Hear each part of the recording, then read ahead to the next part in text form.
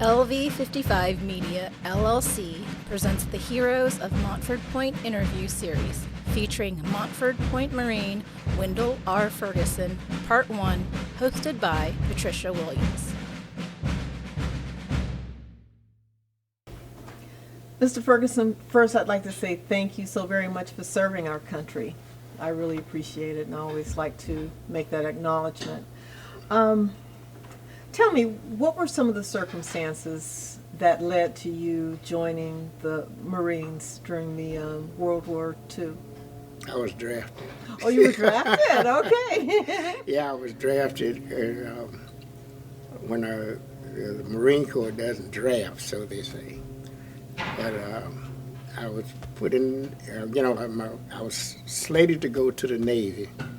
And while we were waiting to find out where we were going, I asked one of the chief, I knew a little about the rank, I asked the chief where we were going. He said some of us were going to submarine school and some of us were going to cooking school.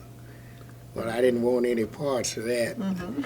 So then after a while he came back with a list and my name was the fifth on the list.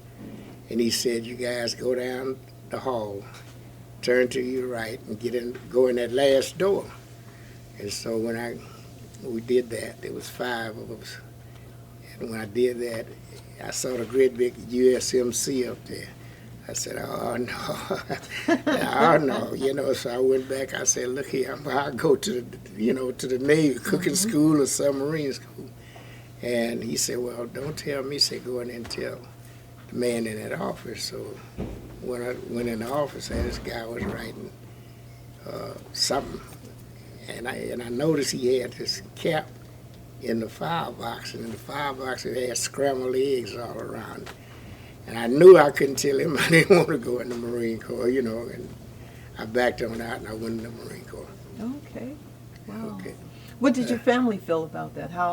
What was their reaction? I didn't have any choice. Okay. I guess my not, mother didn't want to go, and she already made a statement that my brother and I, it never made her cry until we went into service, So at that time, they were doing the war, the last part of the war, and they were drafting like crazy, so I had to go. Wow. What's one of your most memorable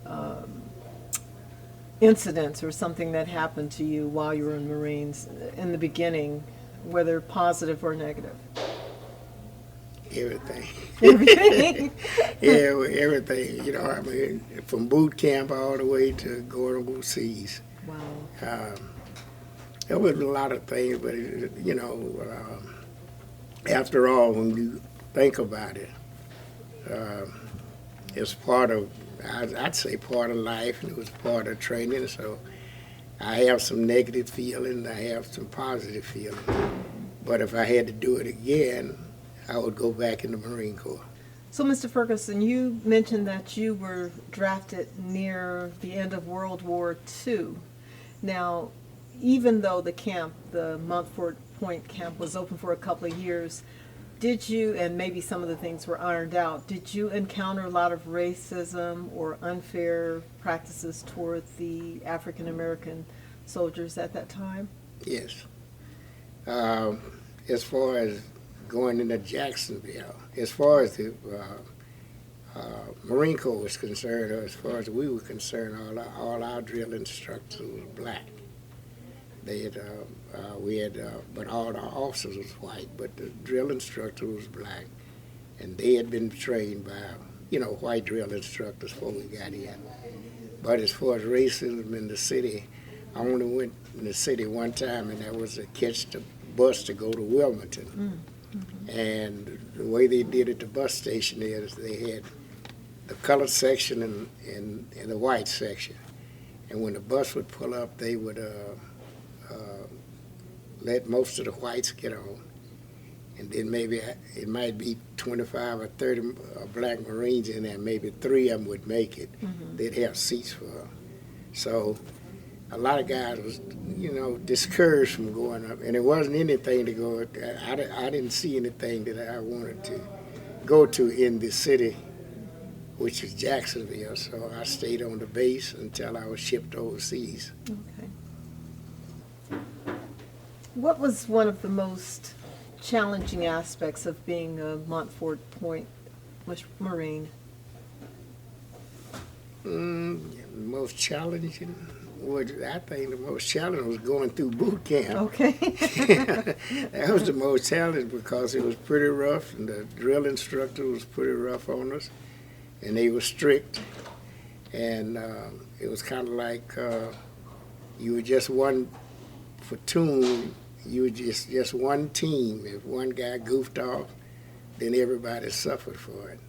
So, we had to keep guys in line to try to keep them. And I had a guy that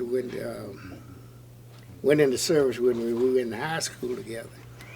And he had a bad habit of oversleeping regularly.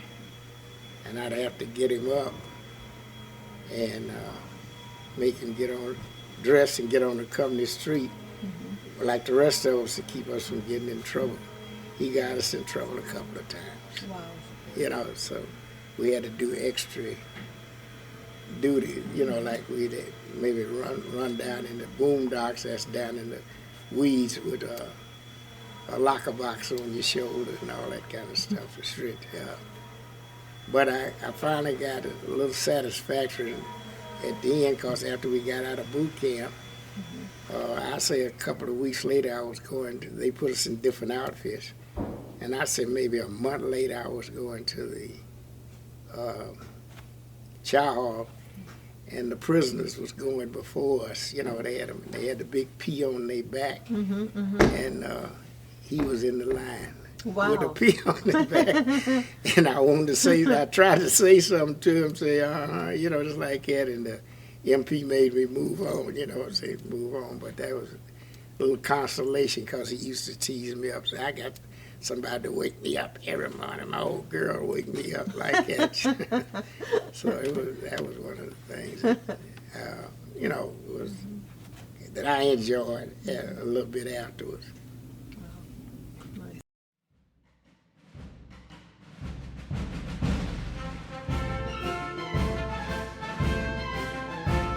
Special thanks to Jimmy Michael Truitt and the National Montford Point Marine Association.